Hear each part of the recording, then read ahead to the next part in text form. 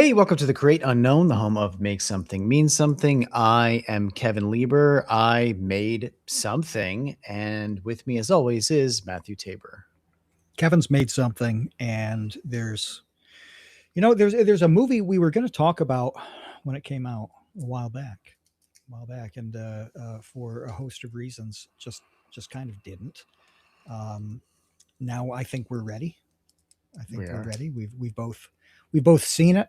We've both thought about it. Had um, time for little bits to ruminate, for the bacteria to grow on the ideas.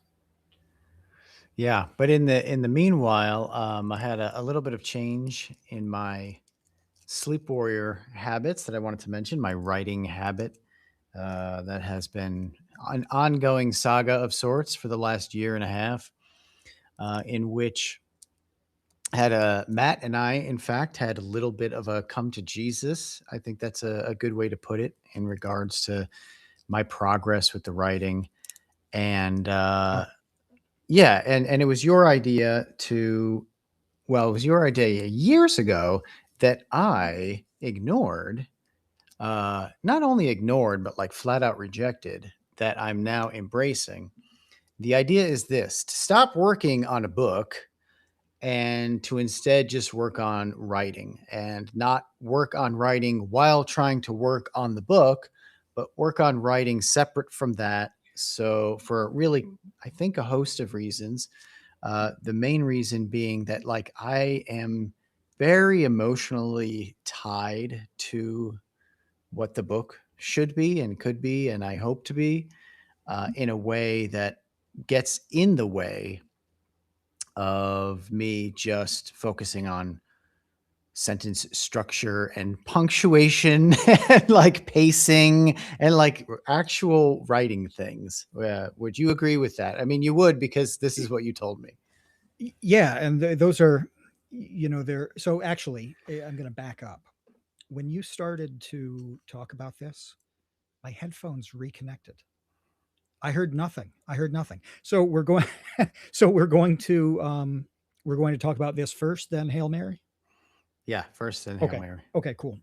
Um, yeah. So with any project, like, it doesn't matter if it's a book, it doesn't matter if it's a YouTube script, like, so anything at all. Uh, there's really the two halves of it, and there's um, the making the thing half, and then where you think about it and you have the idea and you refine it and you do all that work, and then there's like the mundane execution half. And when we started talking about this, I said it's a lot like sports. It's a lot like any sport where I used football when we talked about it, because famously in football, starting on Monday or Tuesday, you're preparing for the next game. You're looking at film from the last game. You're planning for whoever that opponent is, unique to that opponent. There's a lot of study, a lot of figuring out strategy, who's going to do what and how and why, what your backup plan is going to be if it doesn't work, if somebody gets hurt. There's all of this stuff that isn't, you know, doing anything on the field, right? That's a huge thing. And if you do a bad job with that, it's probably going to go really poorly. On the flip side, no matter how good all of that all of that planning is, how good the strategy is, if you physically can't execute it, then none of that matters at all. It just doesn't. So if it's an athletic thing, like, you've got to be in shape to play the whole game. You've got to be in have the physical capability to do any of the things you need to do in the actual game. So these two things are totally separate, but at the same time, they're just completely intertwined, totally intertwined. And you know, this is the biggest problem that YouTube channels of all sizes um, have had as long as I've been talking to people about it. And the slider on this, you know, it moves constantly, and it has to move constantly. You don't just say, well, I need to do both things, so I'll set it in the middle and go. No, there are times when it's way to the left and way to the right, and you slide appropriately. But the important part is that you have to know that you've got to slide and slide often. You know, easily 90% of the conversations I have ever had with anybody about YouTube is about the creative stuff, the planning stuff, the just all of that. Nobody ever really bothers um, to go into the actual work of a script and like analyze um, you know their presentation of the thing, their writing of how they're treating the idea, the actual execution of the whole thing. It's like, no, I've got to edit better. Well, no, okay, maybe you do, but it doesn't matter how great the editing is if the video's stupid. you know this just doesn't. um so anyway, it was that it's that exact same approach where, like, when you're good at one, it helps you do the other half better and faster. If not better, it will at least be way more efficient. And so that's why, looking at the pace of your project back when we first talked about it, however long ago that was, it was like, no, you want to set the slider on this writing side, eh, partly because that's a good thing for the project, but also because it's going to make all the non-writing stuff flow, make more sense, go easier, be less stressful, less of a burden. It's an efficiency thing, So you didn't want to set the slider there at that time. Um, Same kind of reason that you know YouTube people don't want to sit down and do granular analysis of their writing. They just don't. It's not what they're into. They don't like it. There are a lot of reasons, but nobody really commits to that the way that you have now, where you've said, okay, I get it, this makes sense, it's time to look at that side of things, and you understand now the relationship between the two sides of that equation. I do, and it was actually just a misunderstanding, and it was a misunderstanding for a long time. It's not like 2 years ago when you talked about this, like I had a clear um, like roadmap that I was ignoring, where you were like, you should go down this path, and then eventually the other Right. path will get better. I just felt like I'll figure it out as I do the thing, because what's the difference? That's genuinely what I thought. I was like, what is Yeah. the difference to working on some side project and learning it versus working on the main project and learning it? Because then I'm doing two things at once, and that actually seems a lot more efficient. Right. And it's not It's a until trap. it's Yeah. General Akbar is screaming it's a trap, because I have written like 100,000 words over the past year and a half, and the fact of the matter is some of them are pretty good, but in order to make them all good, I pretty much need to start over and write like a new 100,000 words. And so it didn't work. Basically, is doing the two things at once did not work, and really, it was the cart before the horse. Like, these are separate things. There's a cart, and then there's a horse. And let me give you like a specific. I'll try to give a specific writing example. So even until like just a week ago or so, like I still you always hammer me for only thinking about the story. Mm, And this is not new. This is like one of like the Tabor things, is right. like you don't even really care about the story. You care about the writing, and not with me, with like I think books this. I in think the general. story is generally not in the plot, and it sounds counterintuitive, but to me, the story is almost always orbiting the actual plot. That's kind of the distinction, is that so much of so much of what is in any kind of story is is in details. It's in the way those details are put together. It's in the things, sometimes at the highest level, it's in the things that are left out. Um, that's what makes something really, really good, as opposed to uh, just a really good plot. So in AI terms, and this is something that this is something I'd like to talk about a lot in the upcoming future, is what's working and what's not on AI stuff. But we're at a point where something like Chat GPT can pump out a really excellent plot. It just can. It can. There's enough of humanity's thought that it's been trained on, that it can assemble uh, a compelling plot that makes sense and is intriguing. What it can't do is anything around that plot. It just can't at all. So to harken back to an example that we've brought up several times with your thing is, at one point I asked what kind of cigarettes somebody smoked, right?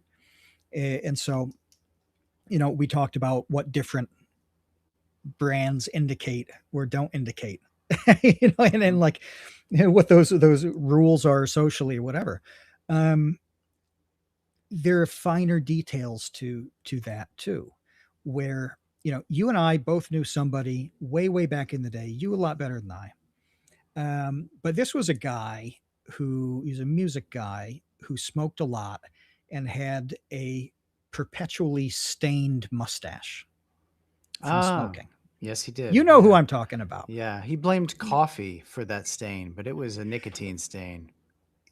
That's an even better. So I didn't know that, but that's Yes. exactly the type of detail that I mean. So, a guy who's a habitual smoker, okay, right? Um, what does he smoke? Okay, that's a little more insight, whatever. When you start to get into the details where he's got filter stains in his mustache hair, that tells you a lot of things. That tells you the volume that he's smoking, tells you that, well, he's not smoking lights, because the filters on lights are usually not yellow, so it wouldn't have stained. um, but he also doesn't care about that. He's not shaving his face so that his That's what I was stained going to mustache say. doesn't He's appear. kept that mustache even He's though it's kept the stained. mustache. That's right. And That's everybody important. knows. That's That's important. really important. And everybody knows exactly why it's like that. And even though everybody knows, now you're telling me that he says, "Oh, that's the coffee." Yep. He had a built in excuse that he was He embarrassed to say it was the smokes, but he would say it was the coffee. Yeah, that's fascinating human behavior, and that's what makes a story really, really good, right? Is those sorts of details. And you can take that, this guy shamelessly staining his face, then choosing to leave the mustache, and then oddly having so much shame about his shamelessness that he then lies about the coffee. That's weird. That's a weird character thing to do. That's the sort of thing that Chat GPT has no sense of and cannot do. You know what else is weird about him? He was excellent at playing the lute. Did you know That's right. that? Oh yeah, yeah, Oh, okay. yeah, yeah. Famous lute Lutist. player. Yeah. Yeah, I don't know if it's a lutist or loudest. I don't know. Like with flute, they're flautists. Flautist. I don't know what it is for the lute, but those are details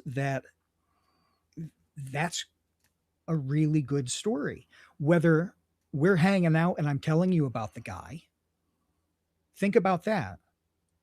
Oh, I know a guy who smokes a lot and it even stains his mustache. Ha ha ha. Okay. Yeah, and then he lies about it. Well, it's a little more interesting. Um, it- but the more I add to that story, the more it's going to, interest you to think about and hear about as you're right there. Well, if I'm reading it, it's the same sort of thing. Well, very few people are cognizant of this level even existing.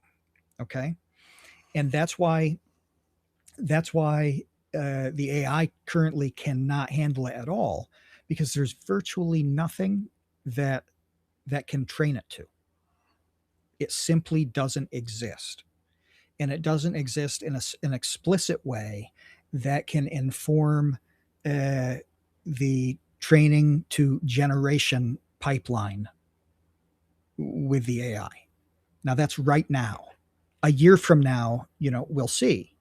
Um, but this is the big split here: is can I do something that AI cannot do, right?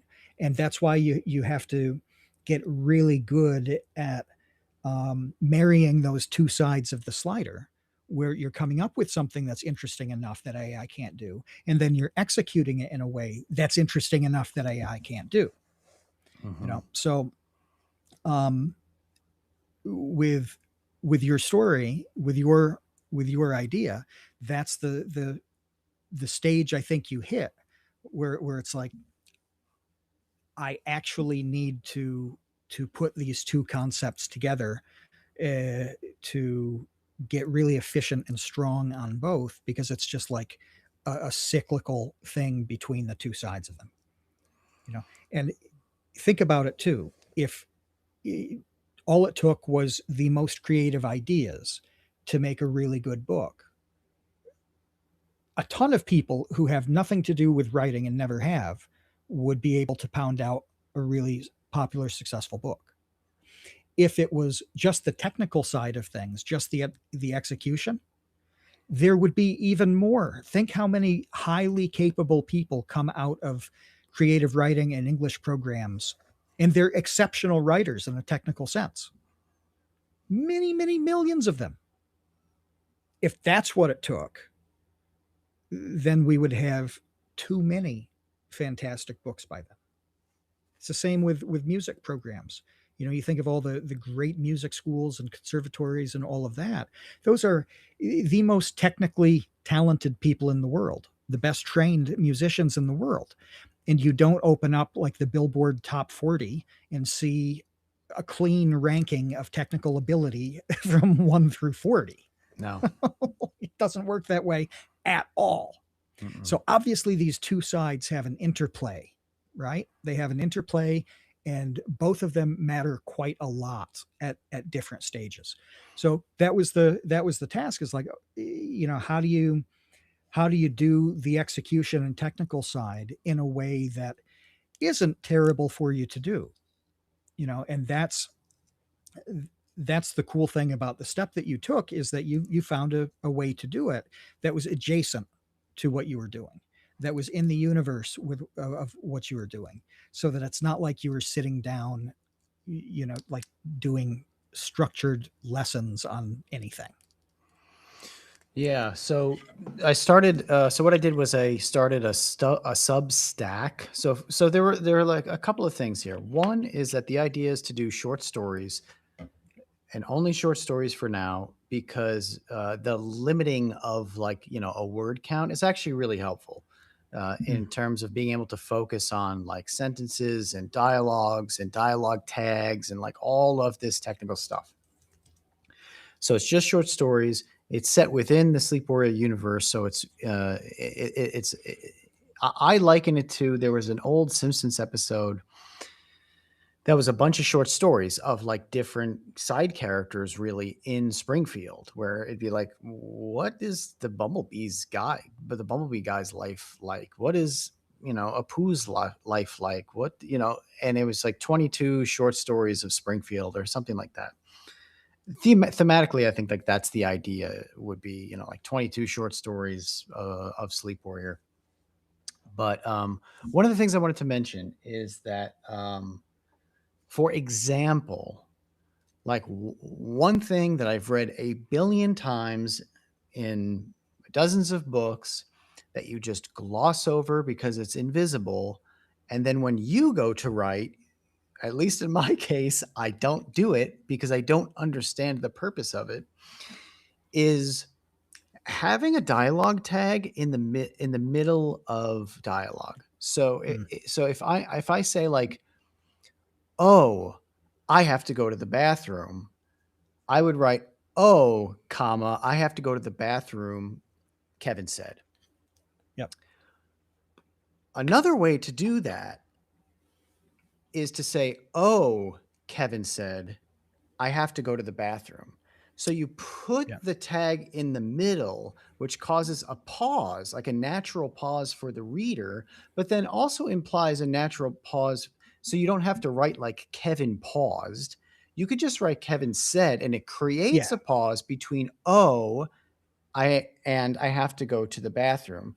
When I'm writing and I don't know these types of tricks, even though they're not tricks, but they're, I don't know, techniques, I wouldn't even think to do that. I would just write, "Oh, I have to go to the bathroom," Kevin said, and like every sentence dialogue would be very similar to that every single time, and Yeah. that's not the way to do it. Like I there mean, are yeah, it different ways to depends. do it. There, but there are different tools Yes.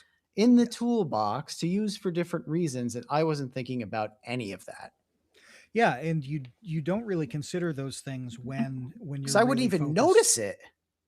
Right. Yeah. When you're focused on what happens in a story. Like Jen just said in the chat, big difference between what happens in a story and what a story is about. That's really, the distinction that I was trying to make before. But when you have an idea on a thing, first and foremost, it is what happens in the story for most people. Occasionally, occasionally they come to the idea in a different way. They have a different starting point, but for most of them, it is they have a good progression for what happens in a story, and then they go from that. And you focus on that a ton. You focus on that a ton, and it's easy to get those little details to not even consider them. It's not like you're getting it wrong. It's that you're not even considering it as you're progressing through that story. And then there's so many reasons to do, like the example that you just used, where you for whatever reason, it would be really useful to reiterate a focus on the character and reiterate that it's Kevin speaking. you know and so in that case, it would be useful to have that, you know Kevin said, before he says the thing that matters, as opposed to after and then fitting it together. um one of the I'm not like fantastic when it comes to dialogue stuff. uh but there's like that general rule where it's like, if you have to point out who's saying something, then your dialogue needs work. If you're having two people do it, it should be really clear who's saying what. And if it's not, that has to be a deliberate choice for a specific reason. Or you nudge it in the direction it needs to be nudged with a little kind of trick like that. Well, that's stuff that you can think about on a second pass, where you've established the what happens in a story, and then you go back and then you finesse those details of the execution of that story. And that's I think that's the most useful distinction: is what is the story, and then what is the execution of that story. And the way it's written, is the execution of the story. That's really what it is. You spent a lot of time pounding out the details of what happens in the story and why, and who's involved and what they're like, all those things around it. And kind of completed that phase, got it to a really good point where the next phase is fine tuning the execution of it. And I think because of that, it all of a sudden made sense how the two things are related, and that it was the right time for you to focus on that execution. Yeah. So if anyone's interested, here was the other thing. The other reason I wanted to create the Substack. Hmm. Well, Substack in particular, I when I was doing research on like where to post, uh, what I liked about Substack is it is so unintrusive. It is the easiest thing in the world. Like you don't need to download an app. You don't need to click a link. You don't have to go to a website. Literally, the entire story is just in your inbox, in your email, and it's in the email. So it's not Yeah. like you get an email and it's like, hey, click this link to read Kevin's new story. No, no, no. It's just there. So as you're like drinking coffee in the morning and I have a new story out, you could just sit there and read it, and it's there's no way it could be done any easier and like less annoying and less work for anyone who wants to read this stuff. So that Yeah. was why I chose Substack. But the reason I decided to do Substack is that I've been talking about this project for literal years now and basically have shared none of it with anyone aside from like 5 people.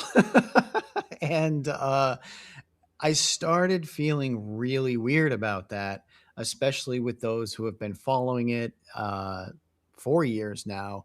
It seemed like it didn't exist. It seemed like fake. It seemed like a Yeah. project that would I- never happen. That it's the there was no project. proof of it. It's the girlfriend who goes to another school. Yeah, Is yeah, really what it is. yeah, Um, and what you did, the result of what you did is something that is immediately shareable and self-contained. And that's the hard thing about a project as big as a book, or think about it like any sizable YouTube video. Like you can't really share any pieces of that along the way. It doesn't make sense. You might be able to put a clip up or something like, but that's not super useful.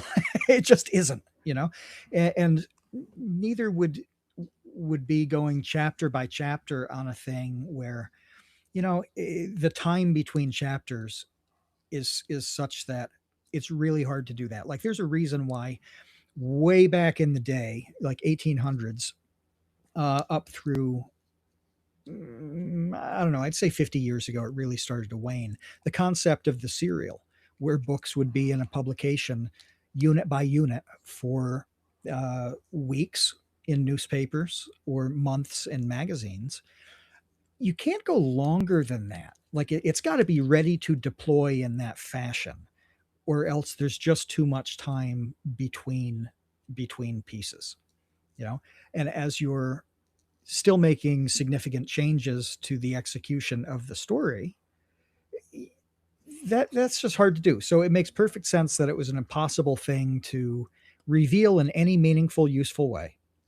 But when it's here's 800 words about a snapshot in the life of somebody in this universe, boom, it's self-contained, but it's still highly relevant. It just is a very, very good fit.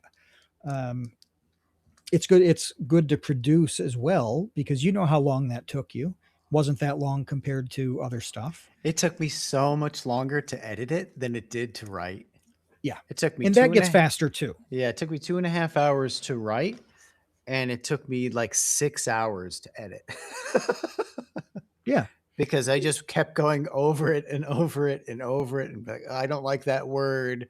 Yeah, yeah, Yeah. 6 hours And of once that. that becomes automatic and you get in that habit and it's ingrained, like when we talked about this and you decided to do the Substack of story stuff, I said this is really like the process and pain of it, where eventually you're thinking those things subconsciously as you're doing the writing. Yeah. It just becomes automatic in that way. It's like driving, in the sense that when you think about what's happening when you drive a car, it's actually, it should be impossible for you to believe that anyone in the world can do it successfully.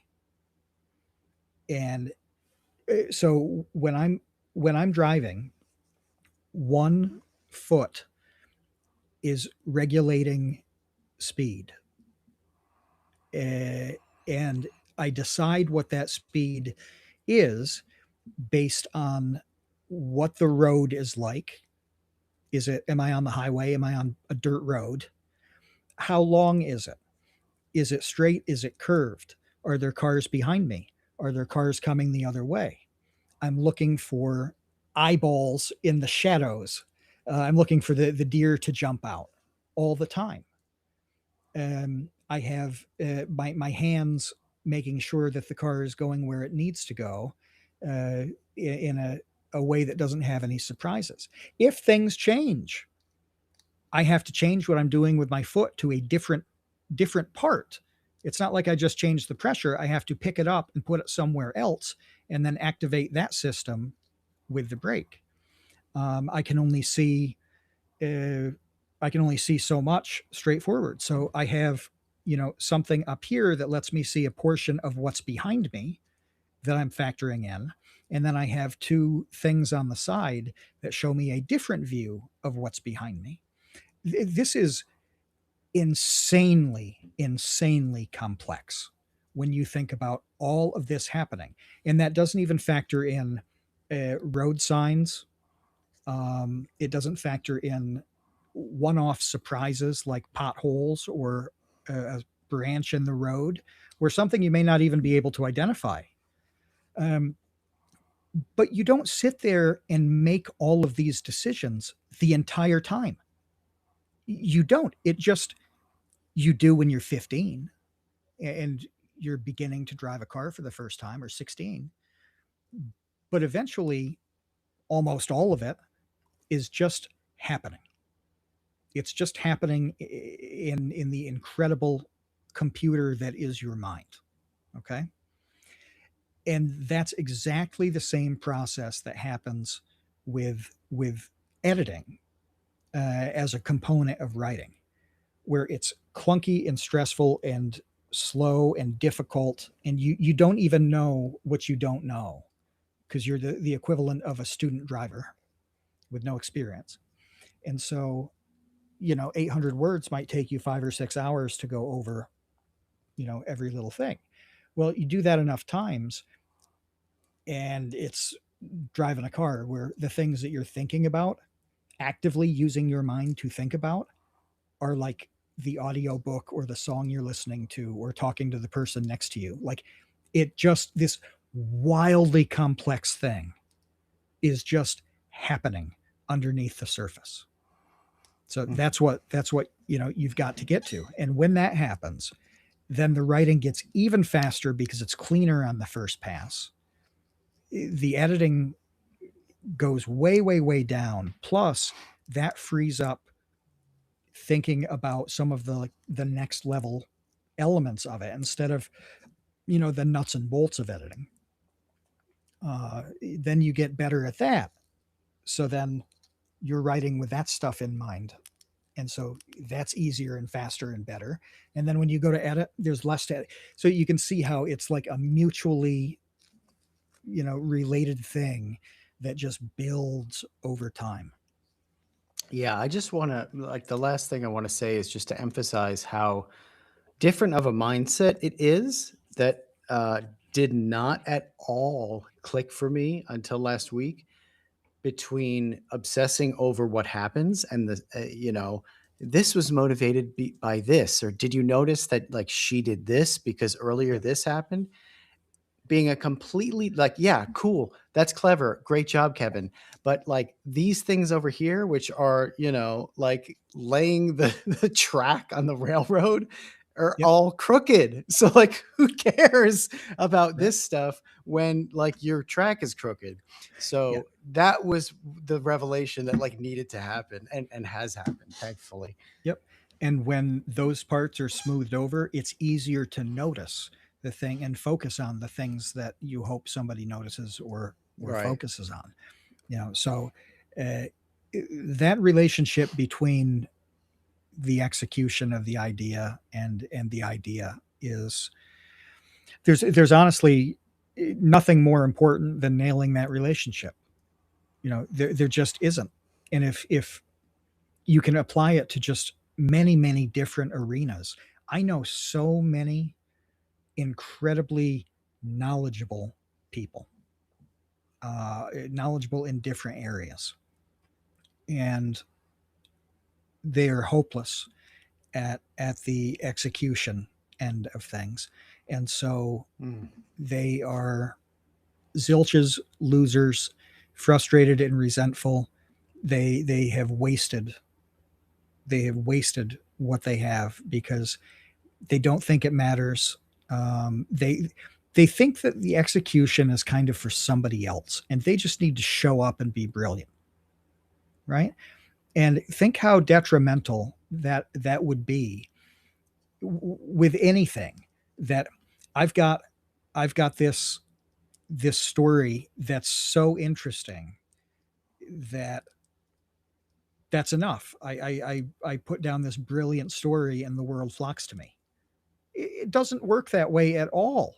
Nothing does. And it doesn't work that way because as many high talent, high knowledge people that I know a bunch of hopeless idiots too. Really low IQ losers.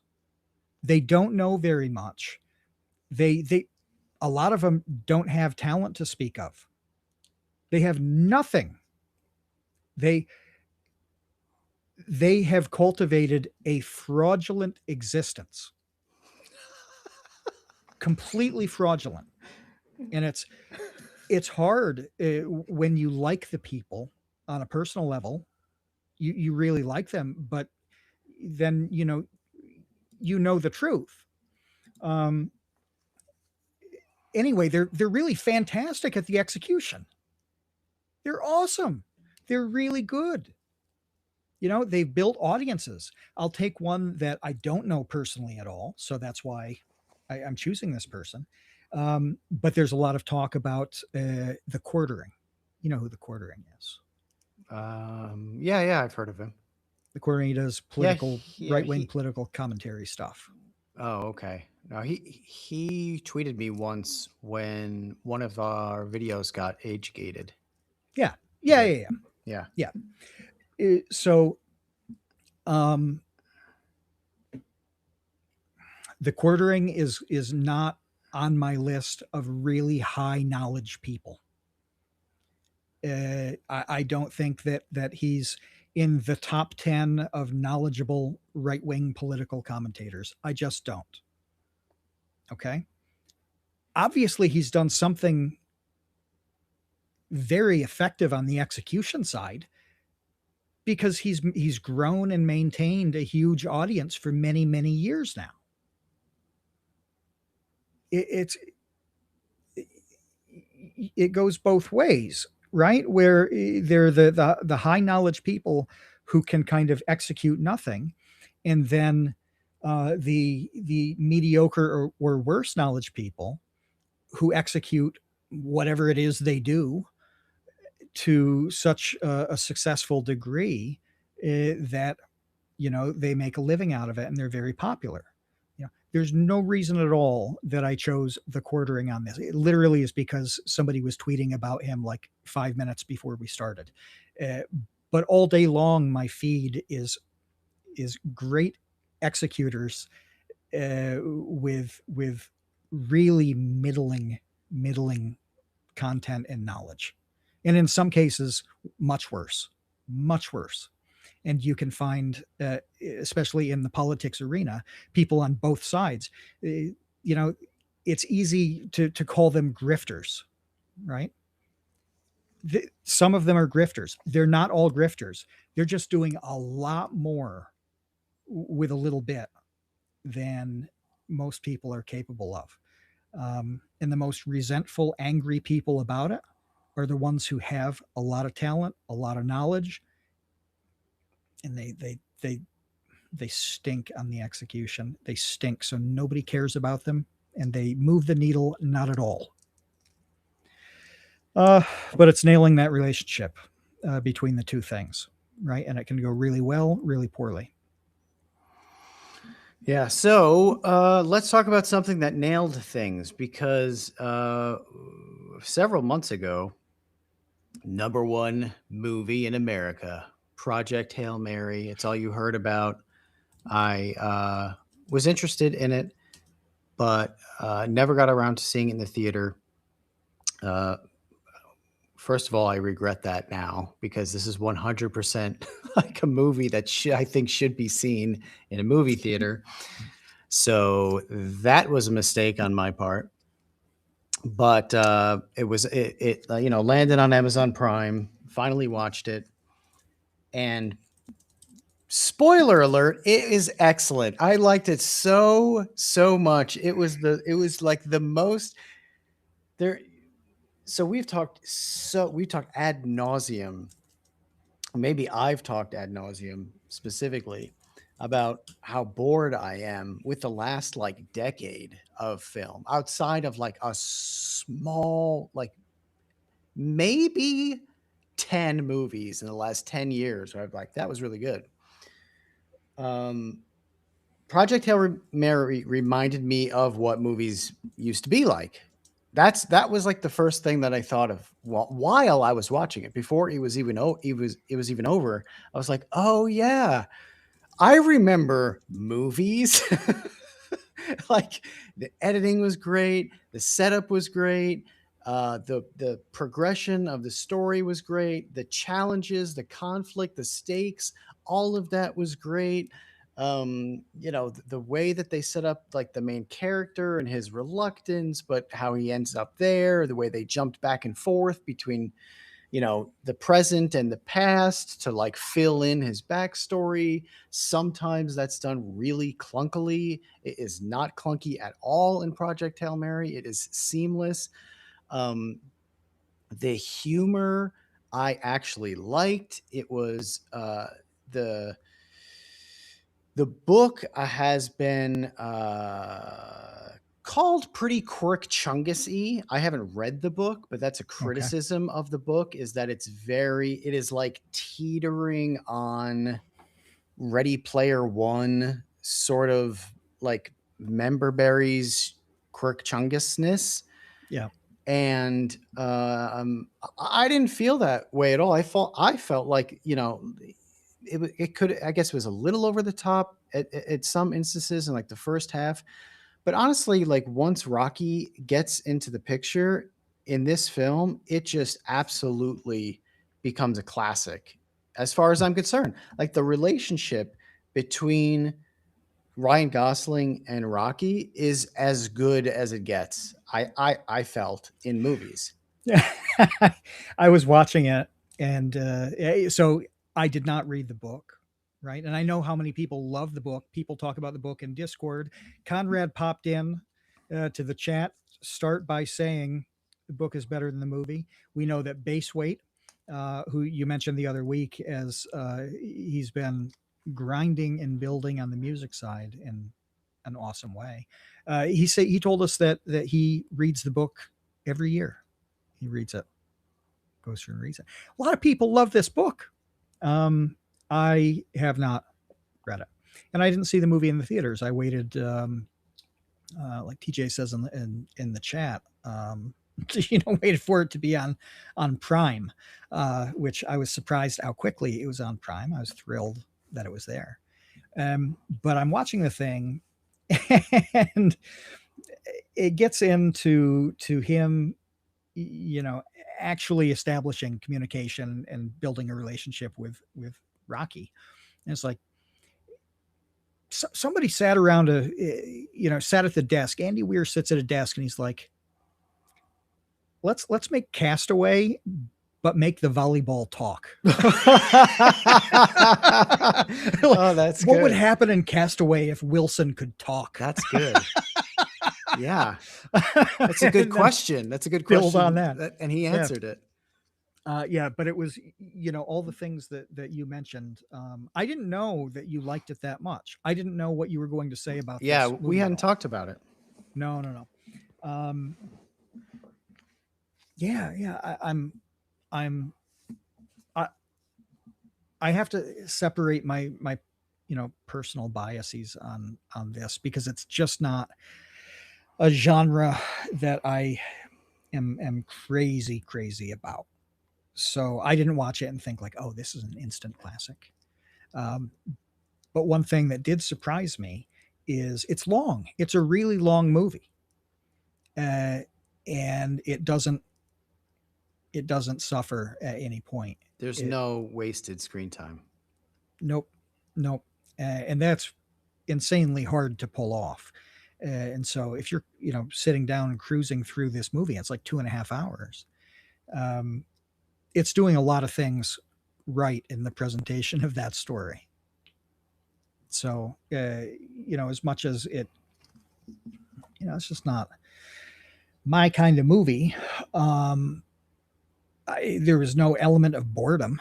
There was no like, oh my god, get just get through this scene, move along with this. No, no, no, no. It flowed extremely well. Yeah, because what it does really well, which is super hard to do, is it is constantly creating and solving problems the whole time. Yeah, the The whole movie is For one big problem. 2.5 hours, it is Yeah, like nonstop, like a slinky going down the stairs yep, of obstacles, clear the obstacle, clear the obstacle the whole time. So your brain is just like on fire. Uh, you know, there's no downtime really no, uh, none. from from uh, from the very beginning, and there are also so many like little things that I really appreciate, like just something like the hacky sack of the earth. Like, is that a little saccharine? Like, maybe, but at the same time, it's perfect. Like, it fits Yeah, perfectly that he has this. It's like an object that has like some sentimental value to him. That then, of course, he could give to Rocky. And like, you need all of it had all of the things. It yeah. checked every freaking box imaginable, as far as I'm concerned, with what I would want out of a story and with what I want out of a movie, and a blockbuster movie at that. Like, it was just great. I'm more personally inclined towards stories uh, where there's somebody built to be a hero, and they succeed at that or they don't, but they're sort of in that mold to begin with. And that's the opposite of what this story is, where this is a goober who is a goofy goober.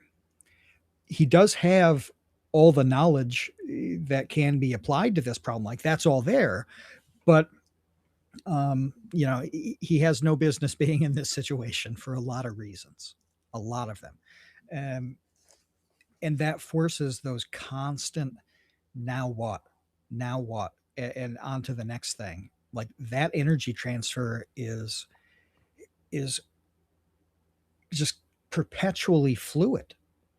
There's no breakdown in that, even when it goes back, and goes to that backstory and how he got here. That is its own succession of now what scenarios to the very end. Like literally, the final scene of the film is the next answer of now what, and it it presents what the next scenario is going to be that Yeah. never even happens in the movie. Like what the next problem is Yeah. after the movie ends. Yeah. That is masterful It's the so way hard to that do happens. that. Yeah. Yeah. It's so freaking hard to do that. It's just like the ultimate jigsaw puzzle. It really is, piecing that freaking thing together. And the escalator ride, the whole thing is this escalator. And in the past, the escalator is like, I'm kind of a failure. I'm like just a science teacher now. Like, I could have been something, but like I kind of flushed out of, academia because no one believed the thing I said about oxygen, or I don't remember what it was.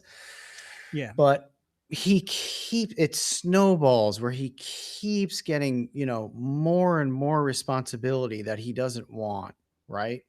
Where Mhm. he's getting more and more relied upon and in a situation that he shouldn't be in. And all of a sudden he's like, in front of all of these world leaders and they're all looking to him like, "Hey, how do you breed this stuff?" And he's like, "What?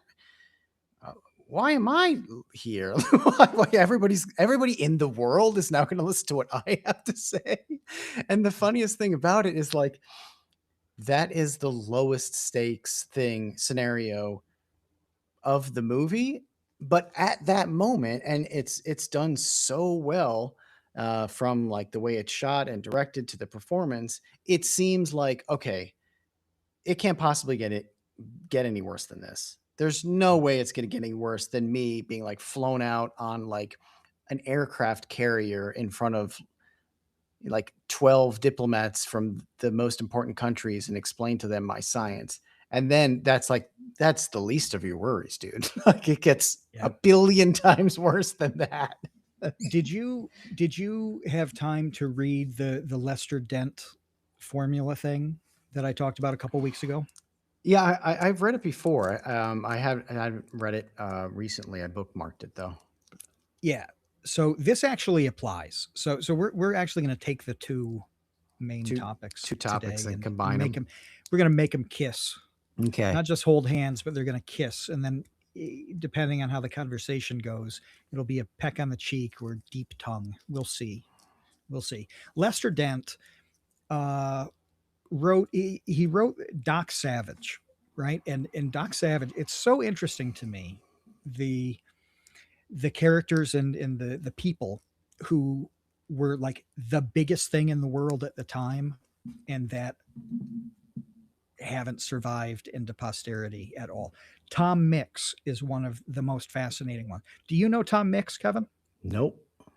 Tom Mix was John Wayne and Clint Eastwood combined at the time. He was Western film in the earliest days of film. He predated Roy Rogers. Okay. Oh, wow. But Tom Mix was everything with Western films. When was the last time you heard somebody talk about Tom Mix? Part of that is that many of his films were lost in that catastrophic fire. You know, the one that destroyed Yeah. so many films. But even so, Tom Mix gone. Well, Lester Dent is kind of similar. Doc Savage was a huge phenomenon as a character. The Doc Savage novels and the pulp era, pulp fiction era. Um, Pulp Fiction was a thing in the world before it was a movie, right? Um, he was the master of pulp fiction. Um, those stories sold so well because they had all the qualities that you just described about Project Hail Mary. And at a point, I don't know when it was, Lester Dent I think died in the 50s, but he wrote a formula for how to tell his pulp fiction stories over the course of like 6,000 words, something like that. And the basis of the formula is you know someone gets knee deep in the shit and then they manage to take a step and then they're waist deep in the shit and then they're neck deep in the shit and then they're under the surface, like it just escalates and escalates, and the moment you get comfortable with solve that problem that's the immediate crisis, you turn around and slam face first into one that is somehow even worse. Mm-hmm. That layering and that escalation is so hard to do with anything. And again, to take it back to like basic, not basic, but the writing that encompasses all things that are written. This is how you make a YouTube video. This is a Vsauce 2 video, is you start with the thing and then it gets deeper, more interesting, and you think you're at the peak complexity of the problem, and you're not, and then this other thing makes it crazier, it makes it less plausible, it makes it harder to deal with, anything like that. Um, the movies that we've talked about in less flattering ways, let's say Masters of the Universe, do not do this. They don't do it at all. They stink at it. When they try, it is forced and sucks. It sucks. Uh, Despite a story like Adam and Masters of the Universe, absolutely could have had that Pulp Fiction meets Hail Mary level of confronting interesting and difficult problems and responding and escalating. It was ripe for it. It wasn't executed well at all. I'm sure the people writing it and then eventually directing it thought they'd done that. And they thought that they had set up this machine, this Rube Goldberg machine that got better and better with each transfer of power of the story, and it didn't come out that way. Um, the Godfather that you talked about very recently does the same sort of thing that Hail Mary did in a completely different way. Mm-hmm. In that one, it's really Michael Corleone's level of immersion in the problem, and then all the things that come with each new level of immersion. Mm-hmm. But the function is the same. The function is exactly the same. That's a really good movie because of that. Well, yeah, he starts out not involved at all and ends up being the most involved person that there is. The that's sentence that that's the movie. the sentence that you just said, you could have said that sentence about The Godfather or Project Hail Mary. It's the same thing, right? It's the exact same thing, and nobody would know which movie you were talking about. Mm-hmm. Can you say that sentence about Masters of the Universe? No. No, you really can't.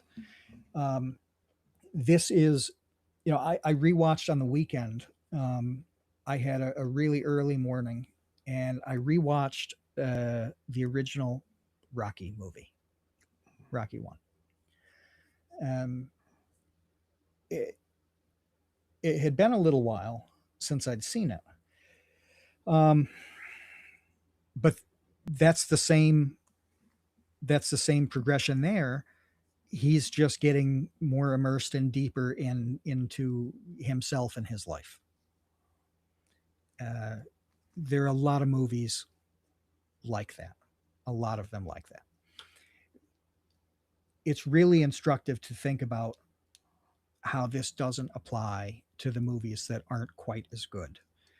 Uh, if you think of like Rise of Skywalker or something like that, the character of Rey, does she ever go through this progression of getting deeper into anything, where she has this sort of hopelessness, then escape, and then instantly a bigger problem, and as it's happening she's developing? No, it doesn't work that way. Masters of the Universe didn't work that way. These movies weren't as good because they don't work that way. It's not the only way to tell a good story. It's not the only way to make a good movie. Um, but there are stories where this is the expectation that it's going to play out. It's going to play out that way, whether it's confronting a scientific universe ending problem, or Rocky Balboa figuring out literally how he's going to live his life as pretty much a loser bum in Philadelphia. It can go in a lot of different directions, right? But the trajectory got to be substantially similar, right? So that's why on a level, I liked Project Hail Mary, even though I really don't like the main character very much. I don't like Quirk Chungusy guys of the world so much. I just don't. I'm sure he's a nice guy, this character, uh, but I don't want to hang around with him. A lot of people do, which is cool. Uh, but it was You still good to need him watch. in this movie though. I think you need his attitude because otherwise Yeah, the guy just kills himself. Like how do it, you go through that and all he's been through? I mean, he has like that split second of like I'm going to drink all of the Russian girl's vodka, and so he does have a moment of despair, but unless you are that goofy Quirk Chungus guy, you are just going to give up, man. There's yeah, no way that you're going to go through what he had to go through at all without that, like, just infinite rainbow positivity guy. yeah, yeah. And that, when we were talking about, like the 4D chess of writing, I said that there are things that sometimes are not included that you leave out that are extremely meaningful. And that was something in Project Hail Mary where there wasn't an 8-minute scene, where he has the metaphorical razor blade over his wrist and then doesn't do it. That doesn't really happen. And it's because that character isn't that guy, right? As opposed to Castaway, there is a scene where he tries to, hang himself, and then his test of it breaks, and that's a turning point where it's like, oh, I'm not, yeah, I shouldn't do this. He actually, there's an explicit scene about him giving up and ending it and turning around after that. There is not a scene like that in Project Hail Mary, and it's important that there's not a scene like that in that film. Yeah, So that that was character really good. can't have that in his personality, or It else there's would, just yeah, no way he would have saved the day. yeah. But it comes up in subtle ways. There are several points at which the consequences of his decision are he's not going to make it home, which means he's not going to make it at all. So he does confront it in the challenges. That's not the explicit, like, do I continue to breathe or not question, but part of part of the decision. So that was really well done, that it got baked in a perfectly reasonable way that fit the situation, fit the story, and fit with the character without just like beating you over the head with it explicitly. He makes his decision about this thing without it being the, to be or not to be seen. Right. Right. Yeah. So that's my defense of his Quirkchungus nature. It's Yeah, like no, you're right. he can't be grumpy. Yeah, he can't have the same sort of crisis that a lot of other people would have. And we've had actually a lot of great isolation movies.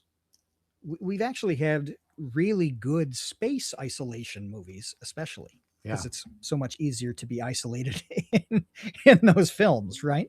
Um, eh, but there have been over decades just a shocking amount of amazing isolation movies, long before Castaway. Um, uh, and they don't have characters like him. And that was super unique, is that somebody decided to make an isolation movie, not with a hero, not with an anti-hero, but just a goofball without it uh, being centered on his goofballness. No, but really, really, and he's also extremely smart, which Yep. is necessary because he's got a lot of things to figure out. Yeah. Um, but that also is not like a mismatch. Like very smart Yeah. people are often pretty freaking weird. So, like the fact that Yes. he's like hyper intelligent, but also just this goofbally off the off kilter guy, it works. Like, yes, that makes sense. Yes. This goes back to that thing I said about the high knowledge and high talent people seething over the less talented, people executing so well and succeeding. It's because they're generally so weird that they can't do the execution. They deviate from the mean so much that they don't know how to execute, and people don't automatically like them. They Oh they yeah, just don't like them. yeah, You that's a know, big one. Yeah, that's huge. And this was an interesting marriage of those two things. Is what was the main what was Ryan Gosling's character's name in this? I cannot remember. Grace, Dr. Grace. Oh boy. Uh Ryland Grace is the name in the Yeah, film. yeah, Yep. Grace. Yeah. He's got enough in him to be a good operator, right? Um, you know, I I sort of suffer from from the the problem, that I'm saying other people have on this, where I watch the movie and I'm like, oh, he's not a guy I want to root for as much as a more heroic type, and it's like, does the does the goofball and the goober really execute well? Does he deserve to? Is this the way I want things to be? And I kind of don't, right? So I'm like, I don't, I don't, I don't love it. But that also speaks to how well Ryan Gosling played that role. It was outstanding. It was really, really good. He did a really good job uh, being this man. Well, and also, like, not for nothing, but the types of people psychologically who train for, and as far as we understand, because it hasn't happened yet, we believe are fit for, like, manned space travel. They're going to be weird. Like, Yeah, they're going to be oddballs, yeah, because it is an incredibly weird thing. Like, it is so easy to go instantly insane being trapped in a spaceship in outer space yeah. for, I don't know, a week, Mhm. let alone years. I mean, the types of people up on the International Space Station, Mhm. like, they are unique people, Yeah. 100%. They have to We be. have we have centuries of seeing this with uh, different types of essentially special forces and military. You you're not a normal person if you're a Navy SEAL. You are not. You're not. I mean, uh, I don't want it to sound negative because it's not. It's neutral. It can be very negative. It also, you know, is part of why they are who they are. Um, the this goes back to like Rogers Rangers in the British Army in the around the Revolution and French and Indian War period. The sorts of people who were part of the Rangers, uh, they were not the average enlisted guy, and they couldn't be. They could not survive in that way. They couldn't do it. Um, every weirdo unit in military history has people who are not normal. They have to be weirdos too. And it's a question of in what way do they have to be weird to succeed in that role? That's the thing. Um, it's exactly the same with with space, like you said. Yeah. It's a different weird set, different skill set of weird, right? But if you, um, you know, pull a dozen man off the street types and launch them in, it's going to go very, very badly. I was, yeah, I was watching Alone. Do you know this series? Yeah, yeah, Um, and I thought, the show that I really want to see is Alone, and this was Australia, and they did it season 2. They did it in New Zealand. Like, I want to see Alone, but I want to see it with 10 or 12 people who maybe have been camping before, and that's it. They have no survival skills. They it'd have be, no experience. it would be They one have nothing. episode. It might be over the span of 4 days instead of 80, but it's going to be good. It's going to Yeah. be great to watch. There's no way you could do it ethically, but how interesting would that be? Well, when you watch a show like Alone, I mean, those people all have elements of their personality that are severely malformed / abnormal. Um, Even though they're decent people, like, they're no crazy people. You don't watch somebody on Alone and being like, well, this is a total psychopath, or this is, you know, clearly somebody who should be on schizophrenic medication. Like, this doesn't happen. They're outwardly too normal most of the time, to the point where it can be boring. But there are elements of them, for example, being able to go 60 days without having a conversation with anybody.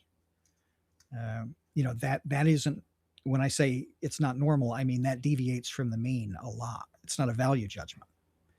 Um, so yeah, you're right that was a really well executed facet of the whole story, is to have this character the way he is presented presented in a way that made sense. It Yeah. just did. And the way that he interacts with Rocky too, like, works Yes. so well. So well. Their relationship. That's what I mean when I said earlier. It's like instant classic. Like, I just think the Grace and Rocky relationship is as good as any Yeah. relationship in the history of science fiction.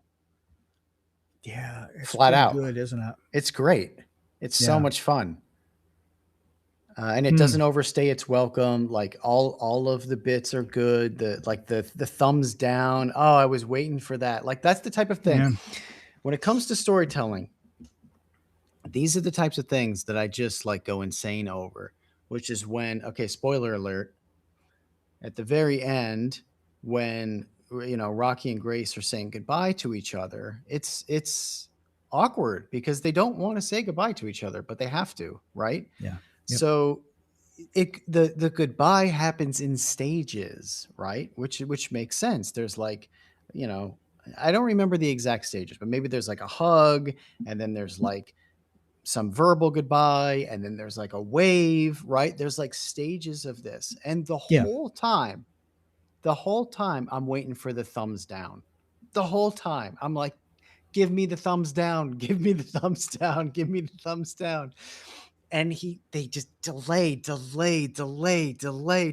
no thumbs down. And then finally, when Grace is literally back in the ship about to leave, through the little porthole, the thumbs down, and I like erupted. Like, those are the types of things I'm like, yes, this is so good. Yeah. It's so good. But that Yeah. progression and the delay and then the payoff, I'm like, that's the magic of storytelling right there. Is crafting that moment. It was perfect. It was. I mean, it was like uh, watching a really good performance or really good game in a sport that I'm really like not into. Like for me, it would be like watching a great hockey game Uh-huh. where I know enough about hockey to follow along. I'm not, hopeless. It's not that. But at the same time, I don't follow hockey. And that's what this movie was like to me, was like a great a great hockey game. So like I can appreciate it because I like so many elements of it, and generally, and I have a good time, whatever. But I'm not going to go down a sci-fi rabbit hole. I have, right around where my name is on the screen here, there's a whole row of science fiction books that I just looked at a few days ago. Like, I gotta sell those. I gotta I, get rid of these. I if I have to, get rid of some books, it's like I'm not a I'm not a sci-fi guy in that way. Shout out to Josh, by the way. we know a guy, Josh, whose Discord name is Mr. Sci-Fi Guy. Oh yeah, yeah, yeah, So, Josh, if you want to buy about 30 really good sci-fi books, yeah. um, Call me. so yeah, it was that for me. It didn't make me. Are you going to read the book now that you've seen the movie? Well, so there is the classic. The book is so much better. I've heard that the book has a lot more science in it. That was one of the Uh-huh. complaints that I had come across. That the Yeah, science is glossed over. Uh, but as you can only someone, do so much in a film, you though. can Like you only can't do that. you can't do that. You can't No. exactly. Thank you. That's basically what I was going to say. Considering the last year or so, I have read a lot of books and then watched a lot of adaptations. So I'm like more in tune with how freaking hard it is to go from the one medium to the other. Yep. That uh, if the movie pulls off being good, count your blessings. I feel like Yeah. that should be all you're concerned with. You They're still just have the book. different. It just They're there. different media. Yeah, there's only time to tell like one element. A book is many stories basically, and a movie is one.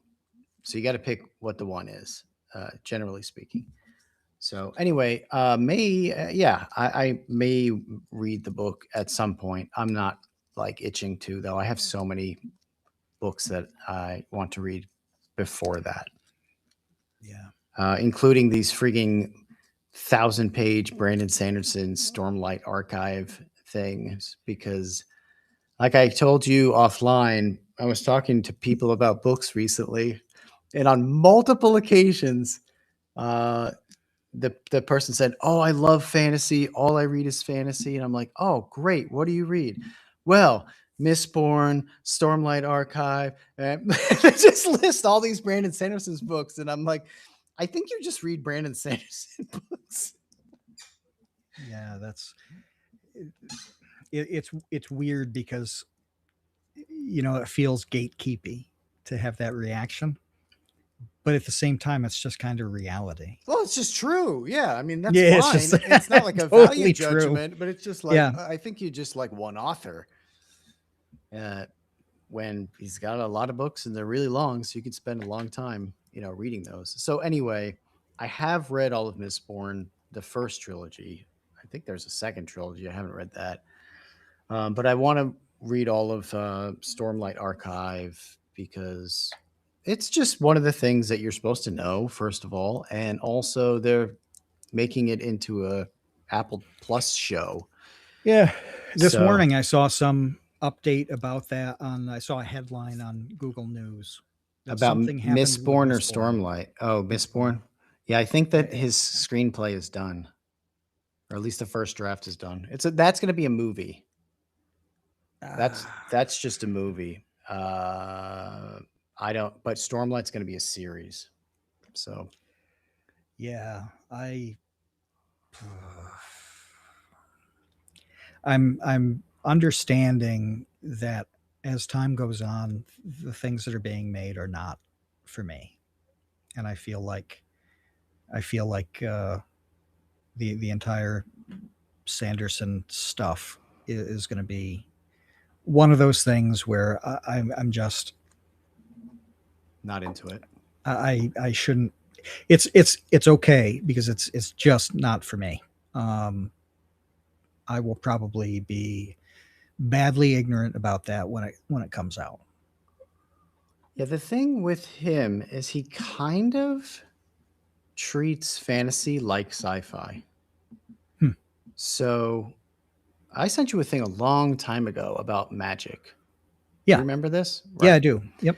And one of the main criticisms in that video was actually the magic systems that have kind of materialistic explanations. Mhm. The person who was making that critique was basically saying, well, that's actually not magic then. That's just science. Yeah. Yep. So in Mistborn, it all has to do with metals. So you like eat Yep. iron and it gives you this power. You eat copper, it gives you a different superpower. That's how it works, which is very much more like science fiction than it is classic fantasy, where the magic is more. It's not explained. It's just kind of Mhm. like part of the realm. Right. These are very Right. different, like fundamentally different approaches. Yeah, I'm becoming more focused on mundane reality, and that's what's pushing me uh, a little further and further away um, from sci-fi and fantasy stuff, even shows. So, as an example, uh, the night of is it the Night of the Seven Kingdoms or a Night of the Seven Kingdoms? I don't know. I haven't seen it. It's one of those. Either way, I like that a lot. It was really good. It was excellent. Um, yeah, it's awesome. And the reason I like it so much is because it focuses on the mundane people and situations in there instead of like, Dragon you know, battles.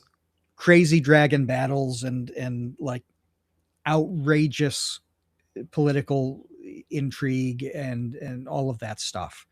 Um, I like, why does this guy lie about the stains on his mustache? That's the level of what I find very important too, not just what interests me, but that stuff is disappearing. Like the focus on that kind of thing is disappearing completely from books, from movies, from TV shows. It's harder to do, Matt. It's so much harder to do. That's why it's disappearing. It's harder It's to it's do. so much easier to just be like explosion and quirky jerk or quirky jerk. You could do that too, but Yeah. quirky joke. You Yeah. know, like the He-Man movie. It was like silly joke, blow up, silly joke, blow up. There's your movie. Yeah. What fascinates me about it is that it's much, much easier to execute. Like, But it's what harder do to you, notice. You have to be pretty trained in a certain way to even notice and think about the yes. minutia that you're interested in. Like this is looking through a microscope. No one's doing that. Everyone's Yeah. looking through I don't know, Bubbles glasses from Trailer Park Boys. Yeah. Yeah. I see it. Um, far far less in things now than even 5 or 10 years ago, um, and it's just where I want to put my attention. As so like I mentioned Seven Kingdoms because I watched it, I liked it, great. The next season of House of the Dragon was coming out, which I liked that well enough. I wasn't like a super fan, but it was a show that I watched. And I went to watch the season and I realized that I hadn't watched the final two episodes of the prior season. I'd stopped for whatever reason and forgotten to Because it's continue. boring. That's why you stopped. Yeah, I'm like, well, I've got to obviously watch these two before I start, episode one of season three or whatever. And so I put it on and I watched for like 10 or 15 minutes. Like, I don't want to do this. Yeah. And so I stopped and I didn't Yeah. watch the third season. I'm like, this, I don't want to do this. I do really want to see this super unique um, relationship between Dunk and Egg in Seven Kingdoms. That's what that show is really about. It's really excellent. It's excellent. Um, I don't. I don't want to see this crazy plot and things blow up and whatever. Like, I understand why that's entertaining to a lot of people. I may have loved it 20 years ago. I don't know. But now I'm I'm not into it. Hmm. I'm not, and I see that I'm rewatching things too. Which is why I rewatching. Stuff like Rocky. There's this thing I've got to tweet about it because the guy's name is Jimmy. I think he's got like 75 followers on Twitter. Jimmy is the employee of Mix Jim in the first Rocky movie. When I say Jimmy, that's his real name. It's the actor. So he's not young anymore, right? He's probably 75. Uh, there's a scene because Jimmy's is working the corner as well in the fight. He's a shorter stature guy. He's you know whatever, but he's in there. He's not the cut man, but he's mix number two. Rocky gets knocked down, and Mick is screaming at him to stay down. This is its own interesting thing because he obviously doesn't stay down, so he doesn't listen to Mick. You know, there's a lot to talk about with why Mick would tell him to stay down in that situation, and then why Rocky doesn't. But it cuts to a different angle, and Jimmy is there, right in Rocky's face, screaming at him to get up. And that's fascinating to me.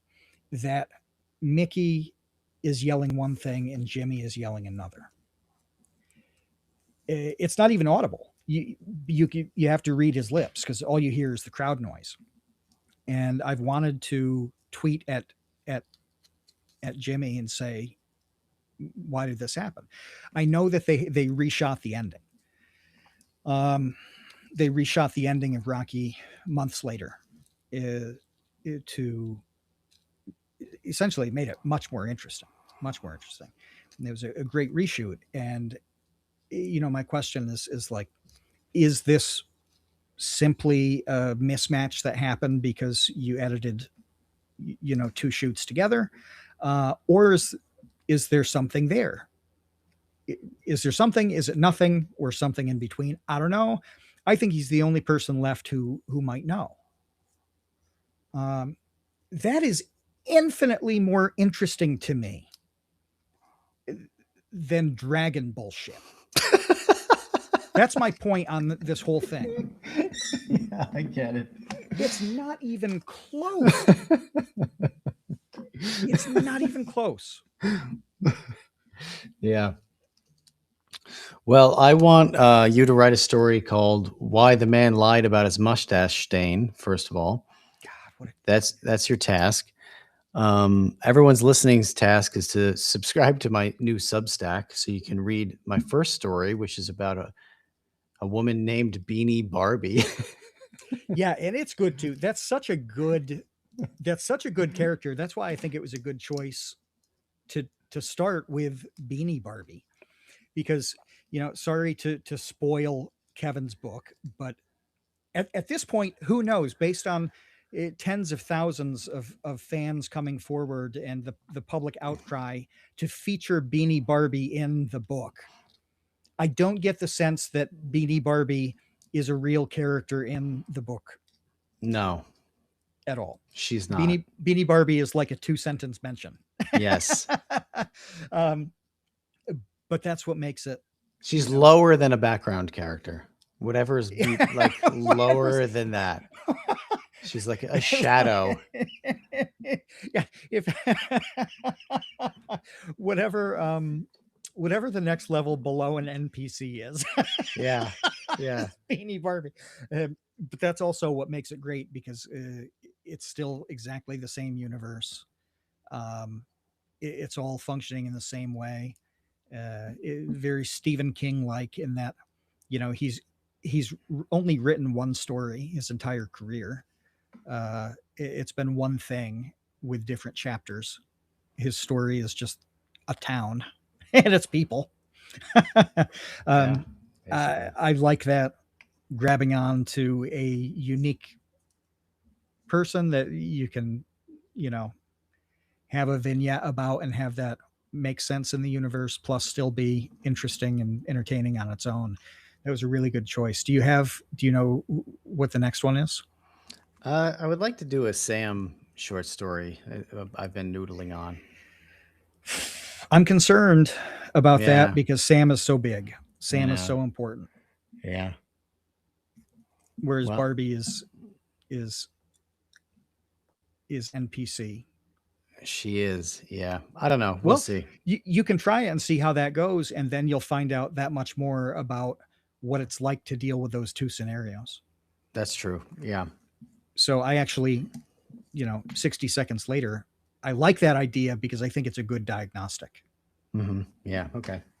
All right. Well, yeah. My Substack is just kevinlieber.substack.com. You can find it also on Twitter and stuff. You might be able to just Google Kevin Lieber Substack, but please subscribe to that. It's free. Until then, we will be back next week. And thank you to all our patrons for supporting the Create Unknown. We will see you, Space Cowboys.